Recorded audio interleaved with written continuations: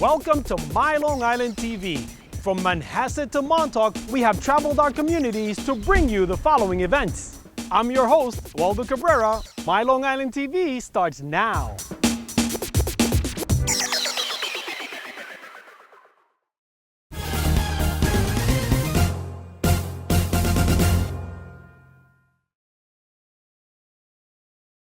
Hello, I'm John Owens, editor-in-chief of Anton Community Newspapers, a group of 18 newspapers covering Long Island. Today, our guest is Grant Lally. He's the Republican candidate for Congress in New York's 3rd Congressional District. Now, you're a resident of Lloyd Harbor, Correct. a graduate of Johns Hopkins, Correct. Boston University Law School, Georgetown Law School, and you've been involved in Republican politics for quite a while. You were the manager of President Bush's recount in Miami, right, in the 2000 election. That's a little bit of history, but that's true, yes. Well, that's history, though.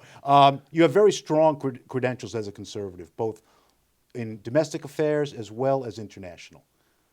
Now, tell me, why you for Congress now? Well, John, it's great to be here, and I want to thank you for having me on the show, first of all. Look, this country's at a crossroads right now, and I think we have an opportunity to try to set things right. I've not been a big fan or supporter of what Obama has done in his foreign policy. I'm opposing Congressman Steve Israel, who's a 14-year incumbent, who has really been Barack Obama's right-hand man. I mean, we're calling him Steve Israel, Barack Obama's mini-me, because for the last 4 years, he's been the head of Barack Obama's Democratic Congressional Campaign Committee. That's the fundraising arm of the Democratic Party's congressional operation. It's a purely political position. Steve Israel has not served on one single committee in the United States Congress, and after 14 years, all he's passed are 2 bills, and those 2 bills were to rename post offices. It's a very mediocre record. It's a very political record, and I think we need a representative on the North Shore who can represent us and represent our interests and also be intelligent in being able to do things constructively in the U.S. Congress. Well, what do you think the 3 big issues are in the district for this election? Look, number one issue is taxes. Taxation rates are too high. Barack Obama imposed the largest tax increase in American history, both in his tax increase and in imposing Obamacare. It's really hurting people. It's really hurting businesses. It's really hurting job creation. So we need to reduce taxes, and I think we will see the economy grow if we reduce taxes and reduce tax rates. So that's number one. Number two, Obamacare. I don't have to tell you there are now over 10 million people who have had their insurance policies, their health insurance policies, canceled due to Obamacare. It's caused tremendous disruption in the medical payment industry. Hospitals and doctors don't know where they're getting paid. They don't know what they're getting paid. There are hugely different rates that are being charged to different people depending upon what coverage they have or claim to have, and a lot of times doctors are just saying no. Well, what is the alternative? Say that were repealed, as right, the Republicans are calling for a repeal. Which I agree with. I think we should repeal Obamacare. And look, healthcare is a market. It's a market just like anything, like any other market, like a food market, like a services market. It's a market, and it provides medical services to people. And so, how do you get a market to provide the most services to the most people at the lowest costs? Obamacare followed the absolute wrong policy, and economists will tell you that they're seeking to shoehorn all health care through one payment system. Doctors are now and hospitals are opting out of it. They're just not available now, and for a lot of patients, people are losing their doctors. People are not able to go to their local hospitals. I mean, that's created a crisis that really didn't exist before. So what do I propose? Look, let's start by repealing Obamacare. Start by containing the damage.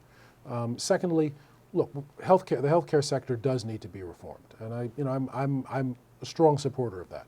But let's use the forces of the market to get more healthcare to more people at a lower cost instead of trying to disrupt the entire system. Number one, let's give individuals and families the same healthcare deduction that businesses now get. What does that do? It means if you don't get health care, if you don't get health care through your employer, it means you can go buy health insurance privately, and you'll get a tax deduction, same deduction that the business would get if they provided it for you. Secondly, it'll create millions of more consumers for health insurance in the market. So what does that do? Anytime you have more competition, anytime you have price competition, it tends to bring the prices down. you'll see a lot more, as you have a lot more consumers competing and looking for better insurance policies, those policies will be provided. Right. And But you were talking about business. yeah.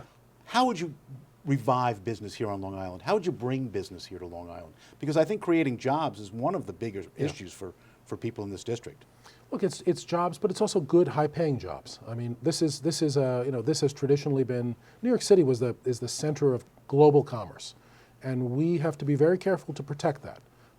Which means we need to have tax policies, we need to have regulatory policies that encourage business and reward people who are entrepreneurial and create businesses. And that's common sense.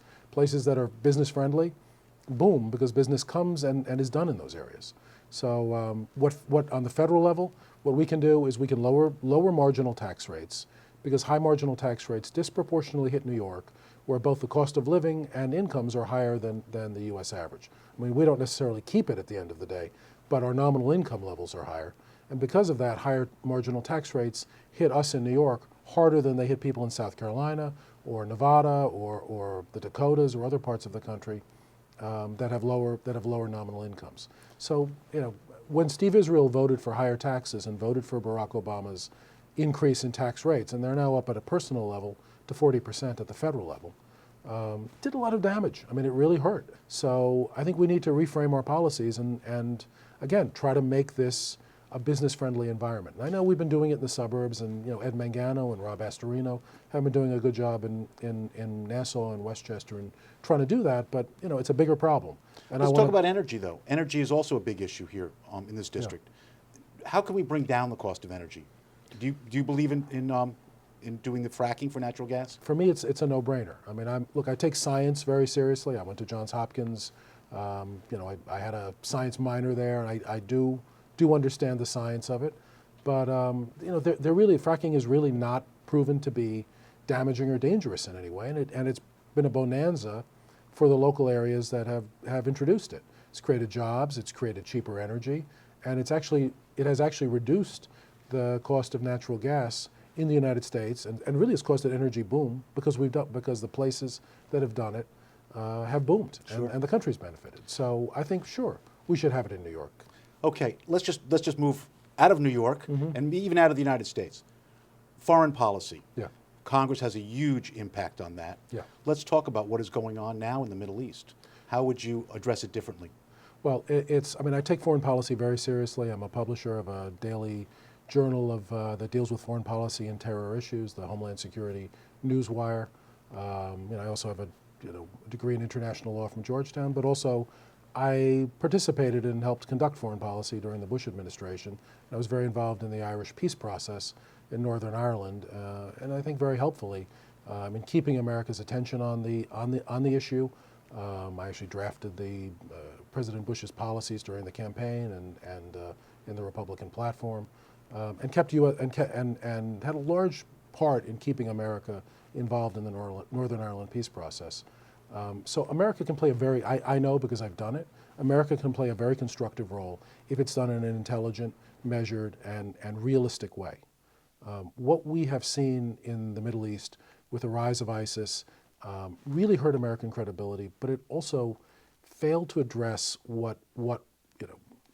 that crisis from a perspective of first principles. And what are the first principles? The first principles are, what are America's national interests in this region and in this existing conflict? And they just didn't. It was almost as if the White House, the Obama White House, did not even have that calculus when they approached the crisis a year and a half ago, drew red lines, made threats, threatened Russia's national interests, because Russia has a major naval base in Tartus on the coast of Syria. That's their only Mediterranean naval base. So they viewed that in many ways, far more seriously than we viewed than the Obama administration, certainly more than the Obama administration, viewed their involvement in Syria. But it damaged credibility, and it didn't approach the Middle East from a national interest perspective. Now we see, as a consequence of the, meddling involvement, but not serious involvement by the Obama administration, you've seen the rise of ISIS, an Islamist terror organization that has now beheaded 2 Americans, has massacred thousands, is persecuting Christian and Yazidi and other religious minorities, any religious minorities they can get their hands on. I mean, it is a horrible, barbaric organization. And because it has killed Americans and is targeting Americans, it has to be removed. Thank you so much. I mean, it's been great talking to you.